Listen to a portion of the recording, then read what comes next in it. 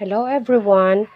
Ang tutorial topic ko for today is all about multiplying fractions by a whole numbers. Example of multiplying fractions by a whole numbers and vice versa is ganito yon. Whole number multiplied by a fraction. So pag nag-multiply tayo ng fraction by a whole numbers, we need to multiply the whole numbers and the numerator. So, equals 3 times 2. And then, we have to copy the denominator. So, ito na yung answer. 3 times 2 equals 6. And then, copy the denominator. Then, since our product is improper fractions, we have to divide the numerator by the denominator. 6 divided by 3 is equals to 2. So, yung product natin ay isang whole number. Another example of multiplying fractions by a whole number is 7 times 6 over 7. So, gaya ng rule, multiply the whole number and the numerator. 7 times 6 and then copy the denominator. So, equals 7 times 6 is 42.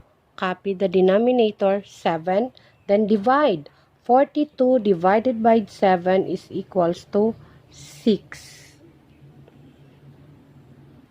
Another example is 5 6 times 3. So, multiply the whole number and the numerator. 5 times 3 and then copy the denominator. So, equals 5 times 3 is 15. And then copy the denominator 6.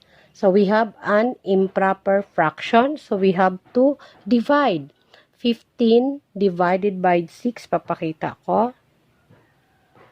15 divided by 6 is 2. 2 times 6 is 12. 15 minus 12 is 3.